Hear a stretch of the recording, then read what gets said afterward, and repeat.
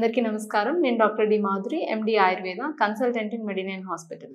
ఎక్కువగా మనము ఈ మలద్వార సమస్యలు ఎక్కువ చూస్తున్నాము. లైక్ ఏంటంటే ఫిషర్స్ అని, పైల్స్ అని, ఫిస్టులా అని. సో, మనకి అసల ఈ యానోరెక్టల్ ప్రాబ్లమ్స్ అనేవి ఎందుకొస్తున్నాయి? సో, యానోరెక్టల్ ప్రాబ్లమ్స్ అనేవి మెయిన్‌గా రావడానికి గల కారణాలు వచ్చేసి ఏంటి అంటే ఫుడ్ అనేది టైంకి తీసుకోకపోవడము. అట్లాగే కంటిన్యూస్ సిట్టింగ్. కంటిన్యూస్‌గా ఒకే చోట ఎక్కువ సేపు కూర్చోవడం గానీ, లేకపోతే ఎక్కువ జర్నీస్ చేయడం గానీ, అట్లాగే ఈ మధ్య కాలంలో ఎక్కువగా ఏమవుతుంది అంటే ఈ హరీ బరీ లైఫ్ స్టైల్‌లో మన వర్క్ మీద ఎక్కువ కాన్సంట్రేషన్ నుంచి మనకి ఈ అర్జెన్సీస్ అనేవి బాగా హోల్డ్ చేసుకుంటున్నారు. అంటే లైక్ ఏంటి అంటే ఇప్పుడు మోషన్ అర్జెన్సీ వచ్చినప్పుడు దాన్ని ఎక్కువసేపు హోల్డ్ చేసుకోవడం వల్ల ఏమవుతుంది అంటే అక్కడ మనకి యానల్ ఏరియాలో రెక్టమ్ మీద బాగా ప్రెషర్ పడుతుంది.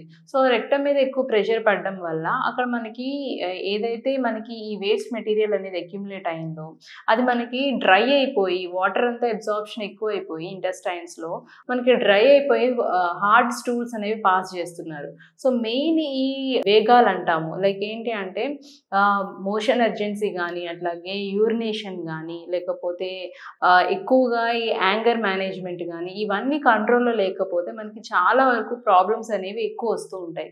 సో, మెయిన్‌గా ఈ ప్రాబ్లమ్ అంటే మనకి మోషన్ అర్జెన్సీ హోల్డ్ చేసుకోవడం వల్ల వచ్చే ప్రాబ్లమ్స్‌లో మనకి యానోరెక్టల్ కేసెస్ అనేవి ఎక్కువ వస్తున్నాయన్నమాట. సో, దానివల్ల మనకి యానల్ ఏరియాలో ఎక్కడైతే అక్కడ బ్లడ్ సర్క్యులేషన్ జరుగుతుంటుందో లైక్ మనకి బ్లడ్ వెసల్స్ ఉంటాయో వాటి మీద ఎక్కువ ప్రెషర్ పడి మనకి పైల్స్ ప్రాబ్లమ్ రావడం గానీ, అట్లాగే ఫిషర్స్ రావడము.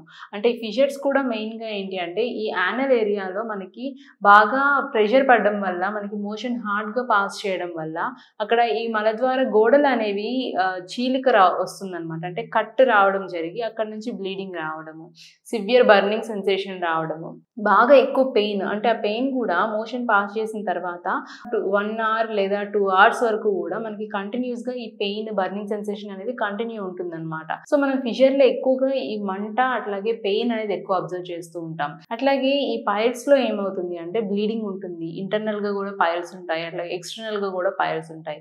సో, ఇవన్నీ మనకి మెయిన్ ఈ మోషన్ అర్జెన్సీని హోల్డ్ చేసుకోవడం, అట్లాగే ఫుడ్ సరిగ్గా తీసుకోకపోవడము, ఎక్కువగా హెవీ డైజెస్టివ్ ఫుడ్స్ అనేవి నైట్ టైమ్ ఎక్కువ తీసుకోవడం, లేదా ఫ్రీక్వెంట్‌గా ఎక్కువగా మనం జంక్ ఫుడ్స్ ఎక్కువ తీసుకోవడము. సో, వీటి వల్ల మనం ఎక్కువ ఈ ప్రాబ్లమ్స్ చూస్తూ ఉంటాం. అట్లాగే ఈ ఫిస్టులా ఇష్యూ అనేది ఏంటి అంటే మెయిన్‌గా మనకి అక్కడ యానల్ గ్లాండ్స్ అనేవి ఇన్ఫెక్షన్‌కి గురైనప్పుడు మనకి ఫిస్టులా కండిషన్ వస్తుందన్నమాట. సో, ఈ ఫిస్టులాలో కూడా ఏమవుతుంది అంటే ఈ మలద్వారం చుట్టుపక్కల ఏరియాలో ఒక గడ్డలాగా ఫామ్ అయ్యి అక్కడి నుంచి మనకి బ్లడ్ డిశ్చార్జ్ కానీ, పస్ డిశ్చార్జ్ కానీ రావడం జరుగుతూ ఉంటుంది. సో, ఈ యానోరెక్టల్ ఏరియాస్‌లో మనకి ఇన్ఫెక్షన్ ఎక్కువ ఉన్నా సరే బాగా సివియర్ ఇచ్చింగ్ రావడము, మంట, దురద రావడము, అట్లాగే మోషన్ వెళ్ళాలన్నా సరే చాలా భయంగా ఉంటుంది. చాలా ఇబ్బంది పడుతూ ఉంటారనమాట. సో, ఈ లక్షణాలనేవి మనం ఎక్కువ అబ్జర్వ్ చేస్తూ ఉంటాం. సో, దీంట్లో మెయిన్‌గా తీసుకోవాల్సింది ఏంటంటే హై ఫైబర్ కంటెంట్ ఉన్న ఫుడ్స్ తీసుకోవాలి. ఎక్కువ పీచు పదార్థాలు తీసుకుంటూ ఉండాలి. అట్లాగే ఈ వైట్ రైస్ ఏంటి ఈ వైట్‌గా ఉండే ఫుడ్స్ అవాయిడ్ చేసుకోవాలి. లైక్ ఏంటంటే మైదా అని, అట్లాగే వైట్ రైస్ అని. సో, మెయిన్‌గా మనం ఈ మైదా ఫుడ్స్ అనేవి కంప్లీట్‌గా అవాయిడ్ చేసుకుంటూ ఉండాలి. అట్లాగే తీసుకున్న ఫుడ్స్‌లో క్యాలరీస్ ఉండాలి. ఫైబర్ కంటెంట్ అనేది ఎక్కువ ఉండాలి. సో, ఫైబర్ కంటెంట్ ఎక్కువ ఉన్న ఫుడ్స్ అంటే ఎక్కువగా మనం ఫ్రూట్స్ తీసుకోవచ్చు. అట్లాగే వీట్ తీసుకోవచ్చు. ఇంకా వచ్చేసి చుక్కకూర అని ఆకుకూరలు ఎక్కువ తీసుకుంటూ ఉండాలి. అండ్ వాటర్ కంటెంట్ ఎక్కువ ఉండాలన్నమాట. సో, వాటర్ అనేది ప్లెంటీ ఆఫ్ వాటర్ తీసుకుంటూ ఉండాలి. అంటే దాహం వేసినప్పుడే వాటర్ తాగడం కాకుండా ఫ్రీక్వెంట్‌గా వాటర్ అనేది కొంచెంగా తీసుకుంటూ ఉంటేనే మనకి బాడీకి తగిన హైడ్రేషన్ అనేది లభిస్తుంది. సో, దానివల్ల మనకి ఈజీగా మనకి మోషన్ అనేది పాస్ అవ్వడానికి హెల్ప్ అవుతూ ఉంటుందన్నమాట. సో, కొంచెం ఈ ప్రికాషన్స్ తీసుకుంటూ ఉండాలి. సివియర్ కాన్‌స్టిపేషన్ ఉన్న వాళ్ళు మాత్రం ఖచ్చితంగా గోరువెచ్చని నీళ్ళు తాగుతూ ఉండాలి. ఈ అసిడిటీ ఇష్యూస్ రాకుండా చూసుకుంటూ ఉండాలి.